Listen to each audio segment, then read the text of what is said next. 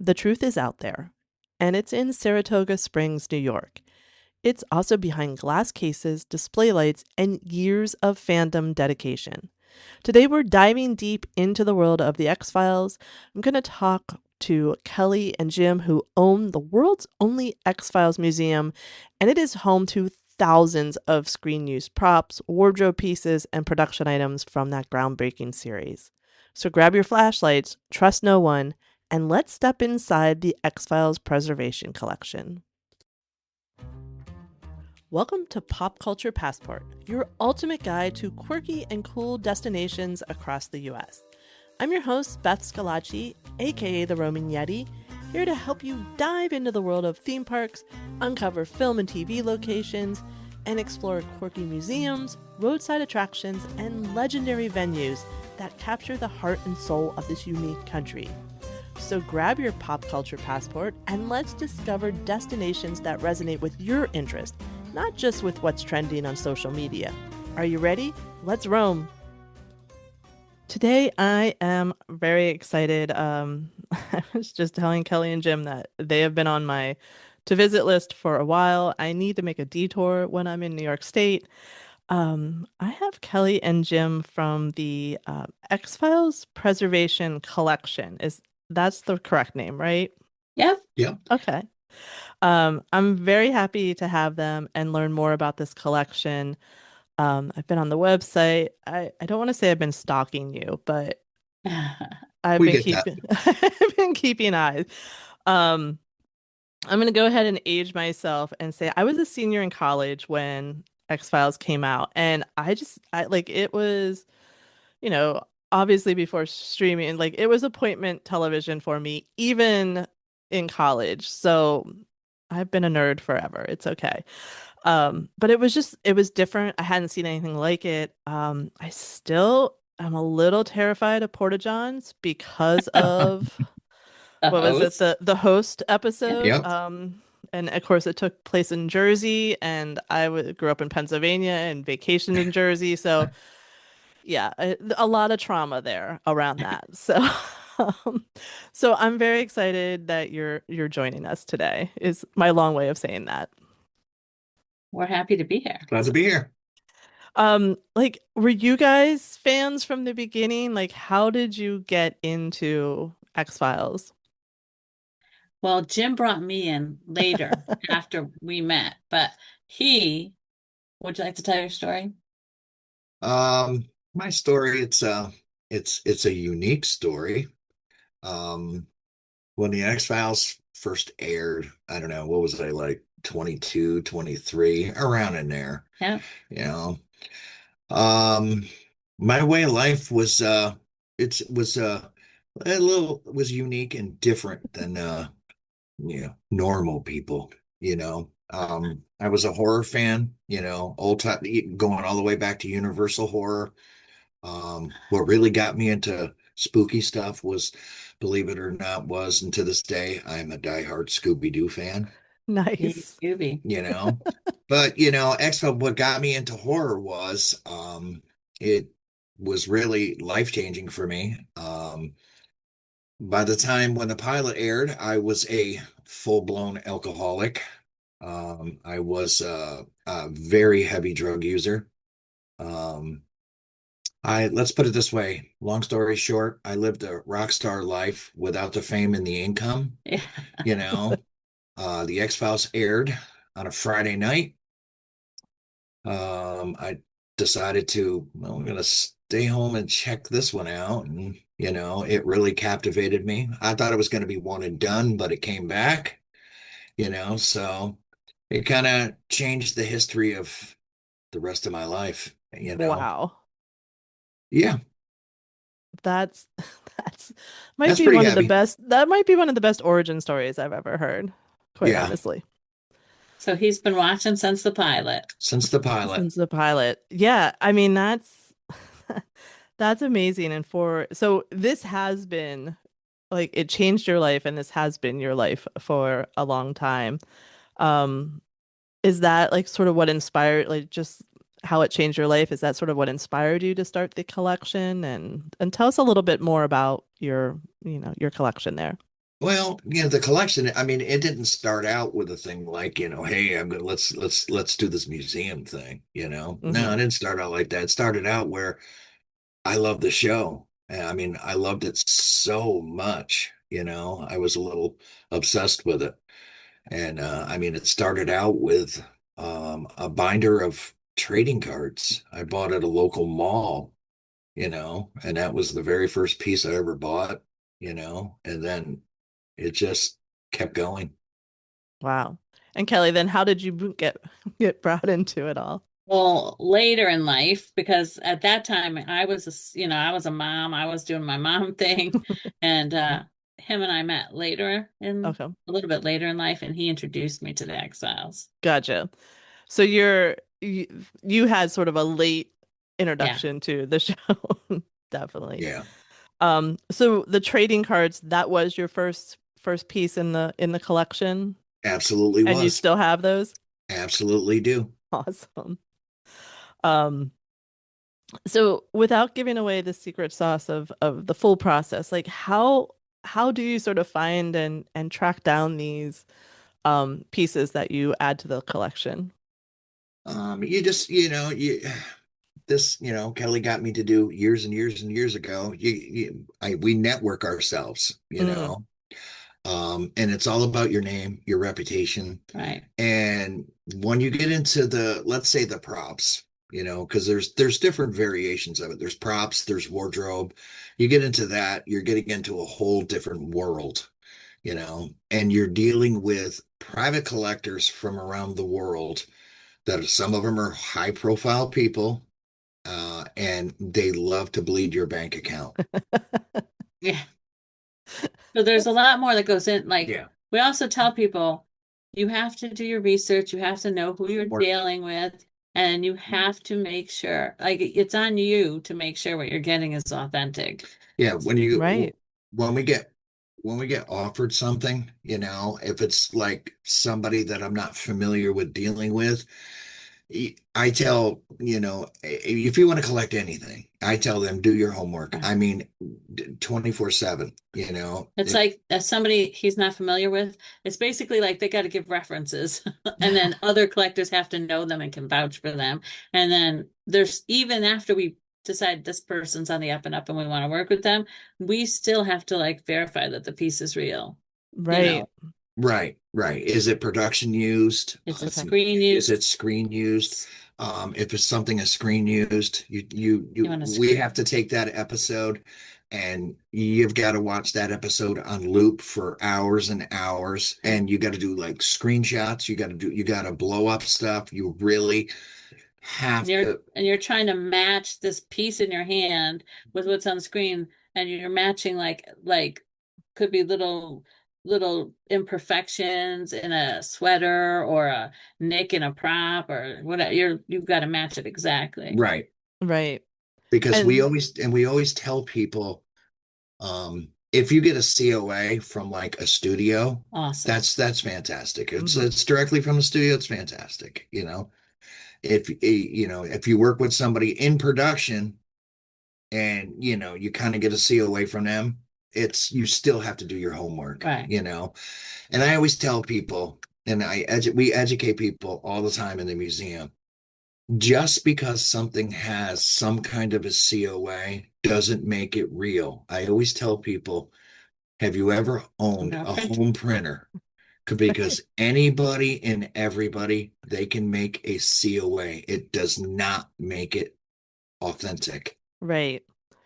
Yeah, I mean that's such a good point that, you have to trust who you're getting it from and do that homework. But it's so fascinating to like know that you have to watch these shows and over again to verify where Yeah. it was used and if it was used. And I would imagine with costumes it's even harder because whether it was on a stunt double or Yep. on one of the main character actors, just trying to track down. And I love that you're talking about that because I don't know that when the average visitor, myself included, I'm learning a lot more, but I don't think when you go into a museum, you really understand what all the love and hard effort that's gone into curating that collection.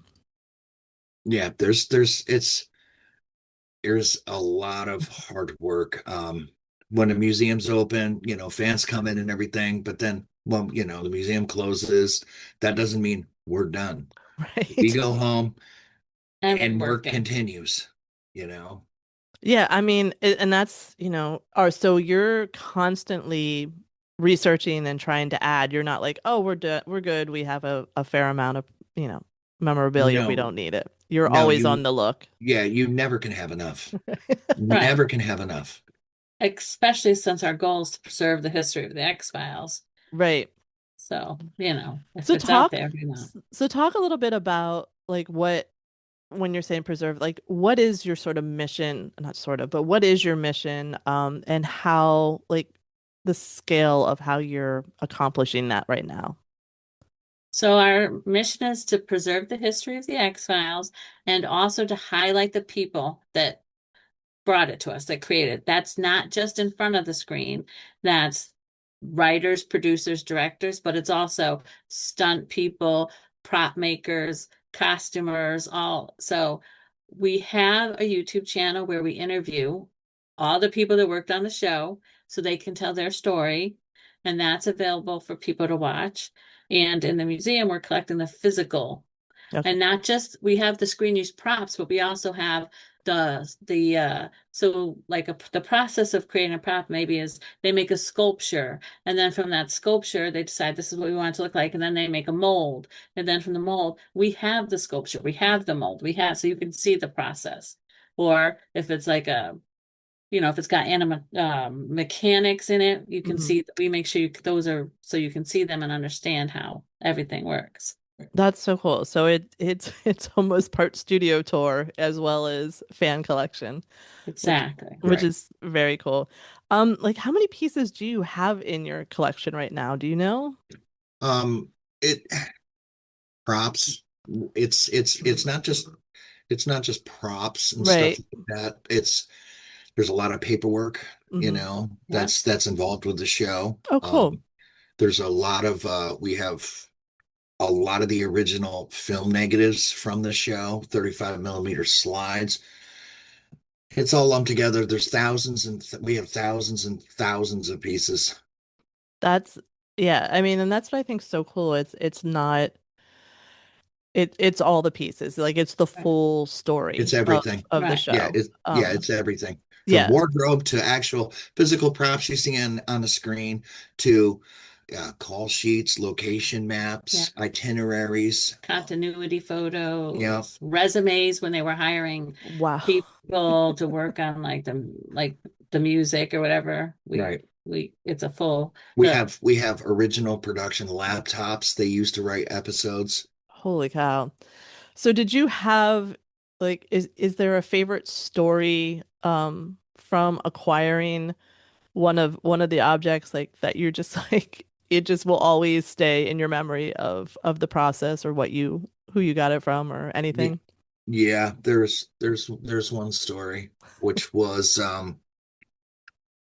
yeah, I think you, Kelly, you got the message first, uh, and then you contacted me. what story are we talking about? Of course, Oh, so it was we Benjamin Van Allen. right, right.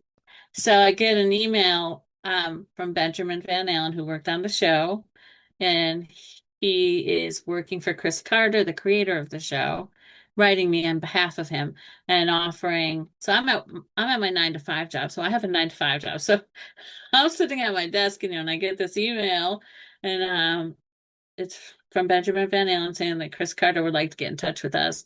He has some pieces he wants to um donate to us for the museum. So I was very excited. I had to go outside immediately. I'd like get away from my desk and go outside and call my husband and.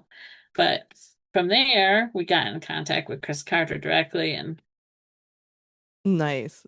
when we and then we got he sent us the from the pilot episode, there's a mammalian corpse. Like, I don't know if you remember the pilot episode, but there's this scene Yeah. where they There's a backhoe lifting up a casket, and it's supposed to be a teenager inside it. Ray Soames. Well, the backhoe drops it and it rolls. Mulder opens it, and it's not the teenager inside it. Yeah. It's like a mammalian corpse That's inside it. what they Okay. call a mammalian corpse. Yeah. And he Yeah. had that for you? Yes. Yes. And he told us a great story about the mammalian corpse. So after they filmed the pilot, like most pilots they don't go anywhere after that. So Right. all the props got thrown away. And Chris No. Carter himself went dumpster diving and pulled the mammalian corpse out of the dumpster, and he'd had it ever since then. So it was like at that time it was like 20 something years when Yeah. he got in touch with us. So he rescued it, and he had it for 20 some years. And I think his wife was probably ready for it to move out of his house. That's She just a probably guess. tracked you down because of that. I don't know, but I'm just taking a wild guess that maybe she was ready to Yeah. be done with the mammalian corpses. I mean, when you get an email from somebody that's writing to you in behalf of Chris Carter, which is, I mean, he's the holy grail, he's the creator, you know. It was one of those holy crap moments, Yeah. Right. I guess you don't need to do a lot of research to verify that when it comes from him, Yeah. right? No, that That's one, that's the real deal. That's the there's real. no doubt on that one. That's the realist. That's amazing. That is definitely the best story. So when X-Files fans like walk in the door, like what is their reaction? You're at the museum every day, so What is the reaction? The reaction when they walk in, first they're walking into like the reception, the market area, and that for a diehard X-File fan, that's pretty overwhelming, yeah. Mhm. and the reaction is they walk in the door and they just freeze. And some of them, especially international people, they're Mhm. very emotional. And that's in the reception, the market That's area. just in like Yeah, what you would call the gift shop the gift full shop. of Right. all. Yeah, they get pretty emotional, And then they Yeah. walk through the Then they walk through the curtain and then they come in and they see everything. They're a little bit, they're very shocked, you know. We do ask them after they've been there for a little, about a half an hour. We always ask them, is it what you expected? And their words are 99.99 or no, this is absolutely mind-blowing, way more than we ever expected. yeah. That's People cry. You'd Oh be in the yeah. front and you'll be hearing, "Oh my God, oh my God," There's So there's there's people in there that they're with friends. They're shaking so bad they can't take their photos. Uh, oh. there's tears. yeah. Yeah, the emotional breakdowns. They have to go get tissues. You need to sell those in the gift shop too. Yeah, thought about that. That's a Yeah. good idea. X-File tissues. Yeah, I Yeah. mean, I can imagine because people have such a connection to it, and to see the things in real life Mhm. would be like overwhelming, and they're probably thinking like, "Oh, it'll be a few things," and the sheer, volume and the difference, like the different things, that it's not just a prop here or there. It's the full story. It's the full history. Exactly. I can imagine. Do fans in general have like a favorite thing that they seek out or that they take pictures of more often than not, or is it just everyone sort of has a different favorite thing? It's, everybody's different. The way I say is there a lot of the favorites is the first 5 years because it was filmed in Vancouver, Mm, and that is the most sought after, and that is like the holy grail, you know. okay. I mean, six and on is great, fans love it, but the first 5 years, So so it's like whatever their favorite episode is. If we have a piece from that episode, it's going to be their favorite piece. Okay. Yeah, I mean that makes sense. Do people have like what is a favorite episode. I think mine probably is because I remember the host and it terrified me that that would be my favorite episode. But like, what are other people's favorite episodes? Do you know? Favorite episodes are pretty random with certain people. Mm-hmm. The host is up there. That's one that comes up a lot when you ask. The band episode, Home, mm, Darkness Falls, Mm-hmm. you know. Yeah. There's people are unique. They got all types of different episodes. Yeah. Which I mean, it says speaks so much for that show that it was so good that everyone Yep. has something different that they track to. I feel like I need to do a rewatch coming up is what I'm feeling. There you go. Um, do you each have a favorite item in the collection? I don't think that we have one favorite item, Hmm. but we have a few, maybe like I could maybe pick my top five, you Okay, know what I mean? let's But I hear 'em. don't think you could pick one. So Right. like we have the pinball machine, which isn't a proper word, but it's special to me because I got that for Jim as a gift and it took me like years to locate it and get it. So that's one reason. Hmm. We have a big blues head. So the basically the Loch Ness Monster episode, Okay. Quagmire. Quagmire. And it's not screen use, but I just love that. It's like life-size sea monster's head. It's production So Wow. production used, right? It ended up not making Okay. the screen, but um, so that's that one. We have like the Chingadow, the burnt Chingadow, which that was like our first iconic prop. Like Okay. we've had other props, but this one was one that like ex-house fan's gonna look at it and know it immediately. Okay. So that was like I was like, that one really impressed me. What about you, babe? Um, it's really hard for me to say. But like I say, it's the first 5 years, Hmm. anything from that. But I would have to say where it all began. We have so much stuff from the very first episode, the pilot. We do. Which is incredible. Like you said, usually that stuff just disappears and Hmm. like to have that much available to you is amazing. Yeah, it's we have a whole like corner of the museum dedicated to the pilot. So That's so cool. If you could have, if there is there one dream item that if you could find and have, not, we're not going to include cost or anything like that, but if you had one dream item, what would it be?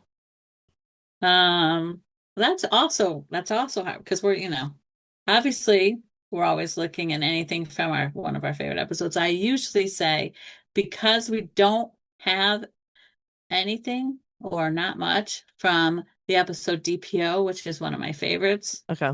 Anything I could get from DPO would make me happy at Right. this point. How about you, Jim?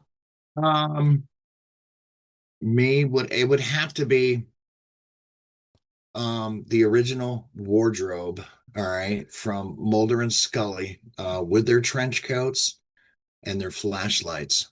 It's because the wardrobe is some of them they're just gone, Yeah. or Right. some of them were actually cut up and put on trading cards and all that. Oh, okay. Yeah, That's sad. That makes us sad when they do that to a yeah. wardrobe. And one thing Yeah. I would love to get my hands on would be there was a episode called Our Town. Oh yeah. It's about this chicken plant, and to make themselves stay young, what they do is they kill people and mix it up with the chicken feed, you Oh, know. okay. And one of the sheriffs was, the sheriff, he was a bad guy, and he wore this weird mask, If you see the mask, you actually know the episode, Okay. Right. But anything from the first 5 years, it's hard to pinpoint it. No, that makes sense. Um, you talking about cutting up the costume. My daughter's a costume design major, and that would tear like when she finds out they did that, that'll Yeah, just make they her do that a sick lot. to make her sick to her stomach. That is exactly how we feel. And to think that the Fox did it and made pieceworks cards so that everybody would buy these cards that all have just a tiny fragment of wardrobe on it. Oh And then you see man. some collectors will do it and sell the pieces, like trying to make a buck off it. Yeah. Mm. Yeah, that's exactly what I do too. I grown just like that. You can tell the pop culture lovers that we're like, why would you do that? Please keep things intact. Um, so, so people are thinking about coming, they're hearing this, they're like, this is great. Like what should they know before visiting, so they can plan their trip to come see you guys? I think they should plan to take their time because Okay. the museum is so packed with stuff. You're going to walk around it more than once if you want to see everything. If you don't, you're going to leave and then we're going to make a post and you're going to go, "Hey, how did I miss that?" Everybody does.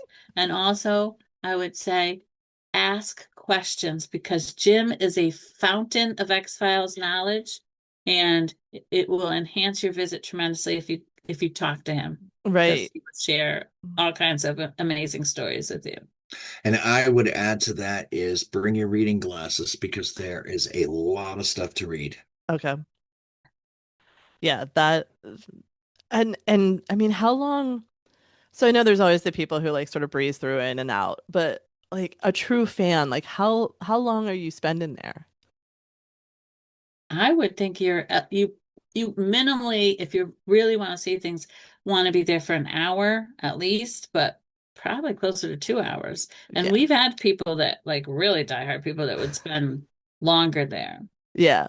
Like, I mean, I could see people there 2, 3 hours just hearing what hearing how you're yeah, describing it and everything to read and look at if you're, you've watched all the shows and you're looking for things and reading yeah, everything.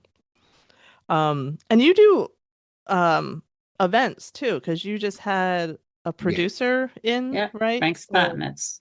He was a writer, He was, producer, and he was a director. okay. Yeah. So and that's something too, I would say, for people to, I'll put in the show notes like your links to your yeah, Facebook and or whatever all you have so that they can keep track of that if there is an Right. event looking. We've had a lot of behind the scenes people. We've had a lot of celebrities from the show yeah, there. We've had the creator Chris Carter's been there. Oh wow. yeah. And Um, oh no, go ahead. no, I was gonna say we're definitely, we're always planning the next thing. So they definitely, if someone's interested in stuff like that, they should follow us. So, Right. And then also we also have to add that once a year we do kind of like a rotation. We pull some stuff out, add some Mm. new stuff. We change it up a little bit, and right, the collection's so big we can't fit it all in the museum. it's Okay. whatever I'm concocting in my head what I want to do. Kelly, do you come home and like come to the museum after working and there's just like post-it notes and things that you can Well, tell it's all he's in his been. head, but Oh, yeah, okay. there's remnants all around. Well, I mean, it's pretty funny because our big hit is it's our restroom. Oh yeah, that's a secret. That's the secret for your Oh, listeners. there we go. Make sure you go to the restroom Okay. because you don't want to miss that. Which sounds weird, but trust me. I've No, had I I've had people come to me and be like, Just using your restroom, you should charge admission just for your restroom alone." man, now I wonder how far it is from Maryland to get up there now. No. Um, and you guys, I saw on the website as well for people who, maybe on the other side of the country are not able to get there. You do virtual tours as well, is that right? Yes, Okay. Yeah, we we have do. we have virtual tours. So they usually run an hour, and Jim will actually walk around the museum with the people so that they can ask questions and he can share, like I said, his amazing knowledge of the show. And people can buy tickets for that on our website. Yeah, I think that's such a great a great thing to offer because, some people can't travel or, Right. they're not able but they want to have that moment and see the things even if it's not. And plus listen to an expert talk about it is, that Yeah. that's an extra advantage for sure. So when people are in town, are there other things people should check out? Do you have like a favorite coffee shop they should go to, or, if we're really making a day of it? So, You can go downtown Saratoga. There's a lot of stores. There's a lot of restaurants and stuff like that that's down there. Um, we have a state park that's it's pretty vast, you know. And if you're in the area and you have time to kill, if you got about another extra hour or plus, you can yeah, drive up north. There's actually a Star Trek museum. yeah, you can make Okay. a sci-fi. I always say they should make a sci-fi weekend. Us one day, the Star Trek set tour Yeah. another day. So that's It's only an hour from you? About an yeah, hour plus. Yeah. it's in Okay. Ticonderoga, Yep. Okay. and they rebuilt this original Star Trek set from the blueprints from the studio. So it's Right. identical. So it's That's amazing. amazing. Okay, because I knew about it. I just, like I said, I'm trying to figure out geography in New York, and didn't realize it was pretty Yeah, close to you guys. pretty So, close. And yeah, a I mean, Saratoga Insider, if you're in Saratoga and you're hungry, leave Broadway and go to West Ave Pizza. Don't let the name fool It's way you. more than pizza, Yeah. and it's worth it. They're so good that when we have an event and Thanks, creators. we have a VIP party, they do the catering. nice. All right, so we know use your bat. This is the insider tips. Use the restroom and West Eat at Side West Ave West Pizza. Ave Pizza. There you go, everyone.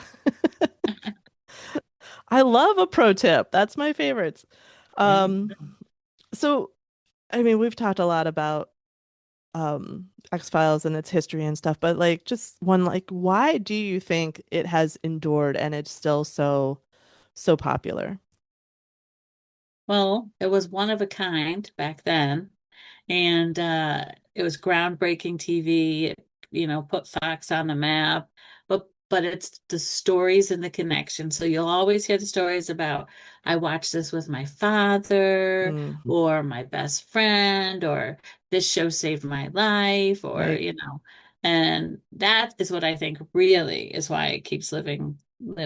And I mean the fandom is still growing. Right. Kids are finding this show and uh and watching it. Like we have a story that we tell about these four teenagers who lived in Florida, and this was last summer, so they were on summer break and they discovered the show on their own. Their parents were not fans of the show, but they found the show, they watched the show, and their family every year vacations in, I believe, South Carolina. But they somehow these four kids managed to talk their parents into making a detour to New York to the X-Files Museum on their way to South Carolina. So that's quite a loop. And Right.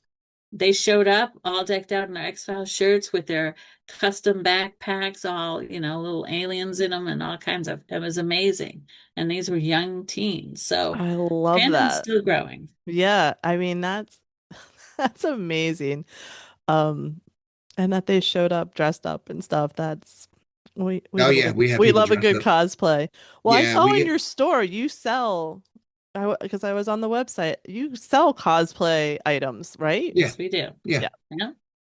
So, We get fans from all over the states, but we also get them from France and Indonesia and Australia, all over the place. England. Yeah, We've just had someone from England. yeah, We've had Brazil, Malaysia. I mean, all over the world. wow. I mean, I think that's what's cool about like these sci-fi stories and stuff. Like they're sort of universal. Everyone can sort of understand and love these stories. And even if they scare us, Yeah, it's good to have healthy horror for the whole world, I guess. But yeah, I love that it's not just a certain group of people or from a certain area, that it's a, global phenomenon yeah. still. absolutely. So I have to ask, do either of you like do you lean more Mulder or Scully? What do you think? What do you think I am? You are? Uh-huh. We're both. I think we're kind of a mix. I'm Mulder. You think you're Mulder? Yeah, I'm Mulder. Yeah. I don't think you're Mulder. I think you're more Scully and I'm Yeah. more Mulder because I believe in things and I believe in stuff. I know, but you're more, no, that's impossible. Kind of thing. Well, when you said let's open up a museum, Yeah. you What know, did you say? I was like, that's impossible because it's rational. You're going to say, I said, we can do it. Let's do it. I believe. and I had to, and I was like, who's going to come? Nobody's going to come. And I said, build it and they will come. That always doesn't always work out. So I do think I'm more Mulder, but I don't know. I mean, I guess that's for other people to decide. Right. Right. No, I love that. I love the who's gonna come and look at it now. When Yeah. did you guys open? We're going to be going into pretty soon our 5th year open. Yeah, Okay. in April will be 5 years. We'll be 5 years open, but Nice. I mean, we used to take this to movie conventions. Like I said, I've been collecting this stuff for over 31 years. Right. That's amazing. Like I said, I truly appreciate your time today and this information and our little pro tips for everyone. And I hope that whether you're a fan or not and you're in Saratoga, please stop by and see see Jim and Kelly, because it seems like a fun time. But I really appreciate your time. Well, we It was appreciate our pleasure. you. What an incredible peek behind the scenes of the X-Files Preservation Collection. Huge thanks to Kelly and Jim for sharing their passion, their stories, and their favorite artifacts with us today. If you're ready to plan your own visit, you can find all the details at xfilespreservationcollection.com. I will also drop the link in the show notes so you can start planning your own trip to Saratoga Springs. If you go, please tag me in your pictures. I want to see it. And with that, we add another stamp to our pop culture passport. I hope that this episode inspires you to get out and explore all that is quirky and cool, even in your own backyard. Follow, download, and subscribe so you don't miss future episodes. Tell a friend and leave a review if you like what we're doing. It really does help the show to grow. You can also follow me on Instagram or Facebook. Just search for The Roaming Yeti. Keep roaming and finding your fun.